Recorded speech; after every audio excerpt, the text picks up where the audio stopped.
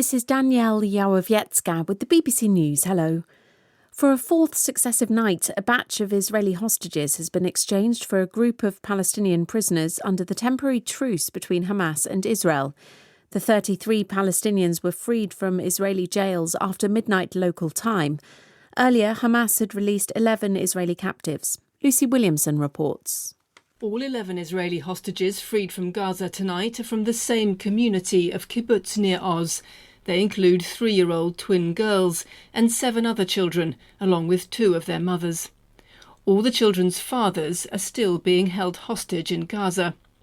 The hostages were freed in return for 33 Palestinian prisoners released from Israeli jails on the 4th day of this temporary ceasefire. Hamas has said it will present a list of 20 more hostages to Israel, which, under the terms of the agreement, would mean 2 more days of truce and more Palestinian prisoners released. The regional director for Near and Middle East of the International Committee of the Red Cross has told the BBC he believes that half of northern Gaza has been destroyed. Fabrizio Carboni said his staff in Gaza have been deeply affected by what they've witnessed. The authorities in Sierra Leone have blamed renegade soldiers for what they say was a planned and coordinated attack on the capital on Sunday. 20 people were killed by gunmen who assaulted an armoury and prisons in Freetown. Here's Mayeni Jones. At the moment, the situation isn't really clear. Current and former servicemen are involved. That's what the government's been willing to say. One thing that is clear is that the government is really keen to send a message that it's on top of things. And the fact that it's been reluctant to call this a coup, for the governments, this isn't the right time for it. It's a country that's just emerging from several crises. They're trying to encourage foreign investment and they want stability above anything else. And so the idea of a military takeover right now is very frightening to them. The UN Secretary-General has urged world leaders to take decisive action to tackle climate change at the COP28 summit in Dubai this week. Antonio Guterres was speaking on his return from Antarctica, where sea ice cover hit an all-time low this year. Neda Tawfiq reports. The Secretary-General said it was profoundly shocking to stand on the ice of Antarctica and to hear from scientists how fast it was disappearing. This September, new figures showed that the ice was smaller than average for this time of year by an area roughly the size of Portugal, Spain, France, and Germany combined.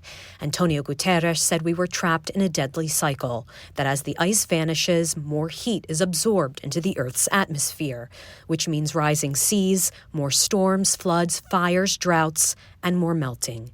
World News from the BBC. North Korea's state media says its recently launched military spy satellite has taken photos of the White House, the Pentagon, and aircraft carriers at a US naval base in the state of Virginia. It says that the North Korean leader Kim Jong-un was presented with the pictures. Pyongyang hasn't released any of them. Seoul said it was monitoring the activities of the satellite. Niger's military junta has overturned an anti-migration law that criminalised the transportation of migrants through the country. The law was introduced in 2015 with EU backing to help reduce the flow of West Africans to Europe. Analysts say the move indicates the junta is asserting its authority in defiance of international pressure.